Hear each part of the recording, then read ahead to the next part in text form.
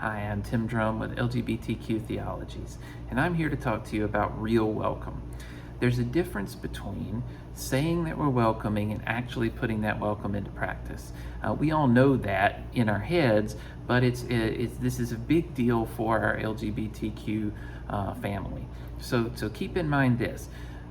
Pretty much every church out there has something somewhere on their sign or in their church or on their website that says everyone is welcome. But in practice, that doesn't always happen. And our LGBT family has learned from hard-won experience that a welcome sign can camouflage a church that is very hostile actually to people who are LGBT. And so what we want to do is give you some just quick pointers on ways to make sure that your inside of the church matches what you put on the sign. So first of all, how do we do that? Well, first of all, don't be shy about your support for the LGBTQ community. Be aware that folks who don't support the LGBT community or who are hostile to them are very out and about with that. That you can see the news stories all over the place of Christian groups that are antagonistic and downright cruel to LGBT people. We don't have to be that way. In fact, we can be proud and excited about our ministry with LGBTQ people.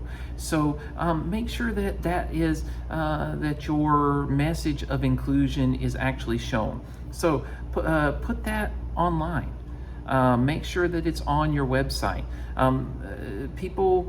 Everybody. I was looking for a place to go to worship when I first moved to this community, and what I did every time was I went to the church's website first. Everybody does that. So make sure on your website that you're clear that you're not only welcoming to everyone, right? That kind of just meaningless language, but that you're actually welcoming, affirming, and inclusive to LGBTQ folks. Have pictures of your people in your church walking in the Pride Parade. That's what the Unitarian Universalist Church here in Spartanburg has done. Make sure that you have your inclusion statement out. Central Methodist has that on their front page. These seem like small things, but if you can make it easy to find for someone, they'll say, oh, well, you not only do you say that you're inclusive, but you are showing it at the front. First thing, easy to find. That's first. Then, get on Upstate Pride's list of welcoming churches. If you look at the real welcome file that I've shared, you can see the link there. It's really easy, and you can upload your church's statement of welcome. Go to churchclarity.org. They're a great resource. You can fill out they ask you a questionnaire. You can provide them with your denominational affiliation, all kinds of great stuff. And then they put you on a nationwide list of how clear are you in your support or lack of support for LGBT people. And that is a big help for people when they're looking for churches. And you can then put that verification on your website. You may keep in mind, you may be in a church where you're in the process of moving from a less welcoming attitude to an inclusive attitude, or an attitude where you just throw welcome on the sign to actual real inclusion and embrace. That's okay. Just be clear about that, right?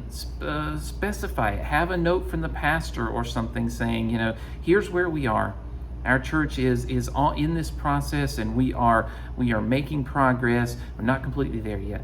Be honest and transparent. That's better than an LGBT person coming to your church and finding out that though you said they were welcome, when they wanted to be a part of the youth group, they were told, well, no, I don't think that's the best for you.